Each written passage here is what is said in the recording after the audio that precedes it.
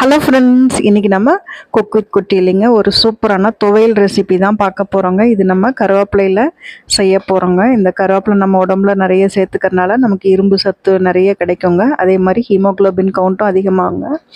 இது எப்படி செய்கிறதுன்னு வாங்க பார்க்கலாங்க. ஒரு கடாய் வச்சு எண்ணெய் விட்டுக்கோங்க. எண்ணெயில் வந்து பூண்டு சேர்த்துக்கிறேங்க. நான் ஒரு 10 பூண்டு எடுத்துருக்கேங்க, பெரிய பூண்டு. அது பெருசாக இருந்தால் வணங்குறதுக்கு நேரம் ஆகுங்கிறதுனால இது மாதிரி சின்ன சின்னதாக கட் பண்ணியிருக்கேங்க. ஃபஸ்ட்டு பூண்டை சேர்த்து நல்லா வதங்கினதுக்கப்புறம் நம்ம வந்து உளுந்து சேர்த்துக்கலாங்க. உளுந்து சேர்த்துட்டு பூண்டு சேர்த்துனோம்னா உளுந்து கருப்பாயிடும், அதுக்காக தாங்க. இப்போ வந்து ஓரளவுக்கு பூண்டு வந்து ப்ரௌன் ஆனதுக்கப்புறமா நான் வந்து கருப்பு உளுந்து சேர்த்துக்கிறேங்க. நீங்கள் வெள்ளை உளுந்து இருந்தால் அது கூட சேர்த்துக்கலாங்க. நம்ம தோலோடு இது மாதிரி கருப்பு உளுந்து சேர்த்து செய்கிறப்போ இன்னுமே நமக்கு அதில் இருக்கான ஹெல்த் பெனிஃபிட்ஸ் வந்து நமக்கு நிறைய கிடைக்குங்க. அதுக்காக தான். இப்போ ஒரு சின்ன தேங்காய் துண்டுங்க, அதை வந்து பொடியை கட் பண்ணி அதையும் சேர்த்துக்கிறாங்க. இப்போ வந்து தாராளமாக கருவேப்பிலை எடுத்துக்கோங்க. இது மாதிரி ஃப்ரெஷ்ஷாக கருவேப்பிலை கிடைக்கிறப்போ இந்த துவையில் வந்து கண்டிப்பாக செஞ்சு பாருங்கள், அவ்வளோ டேஸ்ட்டாக இருக்குங்க.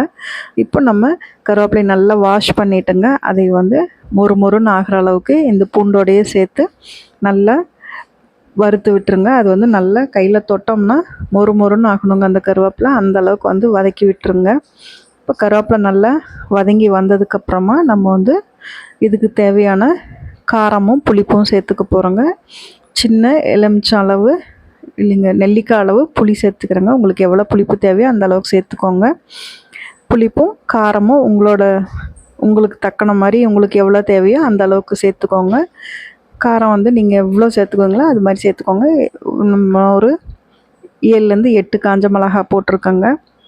இந்த காஞ்ச மிளகாவும் புளியும் வந்து இதே மாதிரி எண்ணெயில் நல்லா வறுத்து விட்டுட்டுங்க, உப்பு சேர்த்து ஆற வச்சுட்டு அதுக்கப்புறமா மிக்சியில் அரைச்சிக்கலாங்க.